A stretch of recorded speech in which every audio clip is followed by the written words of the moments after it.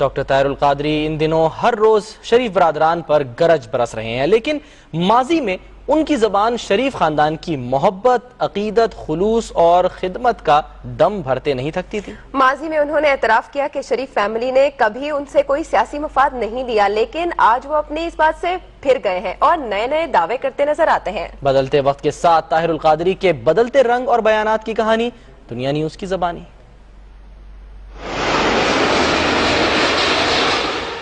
بدلتا ہے رنگ آسماں کیسے کیسے۔ عوامی تحریک کے سربراہ ڈاکٹر طاہر القادری کبھی انقلاب تو کبھی جہاز میں دھرنے کے ذریعے نواز لیگ کی حکومت کے لیے درد سر بنے ہوئے ہیں۔ پیپلز پارٹی کی سابق حکومت کو یزیدی کہہ کر ہاتھ ملانے والے قادری صاحب شریف برادران کو بھی اپنے وقت کے ہٹلر اور مسولینی قرار دیتے ہیں۔ انہوں نے ہٹلر اور مسولینی کی یاد تازہ کر دی۔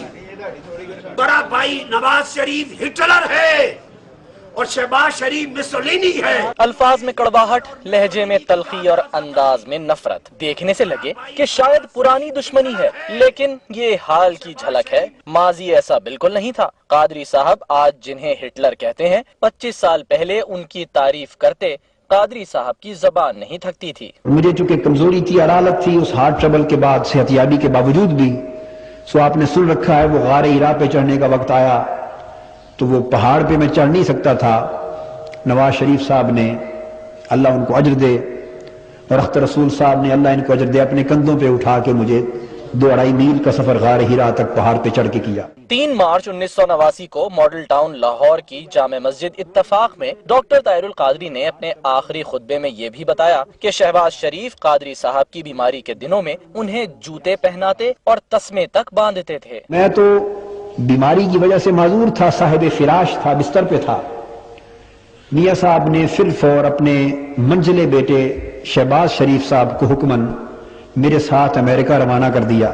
اس سفر میں شہباز شریف صاحب نے جو برتاؤ میرے ساتھ کیا وہ بھی یادگار ہے، مجھے ہمیشہ اس کا بھی احساس اور پاس اور حیا رہا ہے، رہے گا انشاءاللہ۔ میں علیل تھا، کمزور تھا، میرے جوتے تک وہ کھولتے تھے، پہناتے تھے، تسمے اپنے ہاتھ سے باندھتے تھے، کھولتے تھے۔ موصوف آج قسمیں کھا کر الزام لگاتے ہیں کہ شریف فیملی نے ان سے کہا کہ چھانگا مانگا جا کر ارکان پنجاب اسمبلی کو درج دیں کہ وہ نواز شریف کی حمایت کریں۔ 1999 میں وزیر اعلیٰ پنجاب کا ان کا الیکشن تھا، مرحوم بزرگ آئے تھے ساری فیملی کے ساتھ، میں اس لیے بتانا نہیں چاہتا تھا۔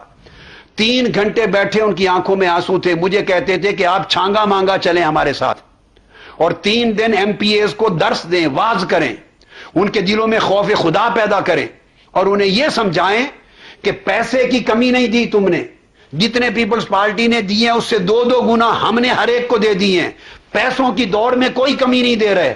اب صرف اتنی بات انہیں سمجھا دیں کہ یہ اسلام اور کفر کا مقابلہ ہے۔ میں نے انکار کر دیا اور میں نہیں گیا۔ یہ قرآن مجید میرے ہاتھ میں ہے، میرا ضمیر مطمئن ہے۔ میں قرآن مجید پہ آپ کے پروگرام میں ہاتھ رکھ کر 20 کروڑ عوام کی خاطر کہہ رہا ہوں کہ اگر میری کہی ہوئی باتوں میں سے جو آج کہیں ایک بات بھی غلط ہو، قیامت کے دن جہنم ٹھکانہ بنا دے۔ لیکن 1989 میں شیخ الاسلام نے خطبے میں میٹھے اور نرم لہجے میں اعتراف کیا کہ ان کا شریف فیملی سے تعلق کسی مفاد سے پاک تھا۔ نہ شریف فیملی کو کسی قسم کا سیاسی لالچ اور سیاسی مفاد ان سے تھا، اور نہ ہی انہیں شریف فیملی سے کوئی مالی لالچ اور مالی مفاد تھا۔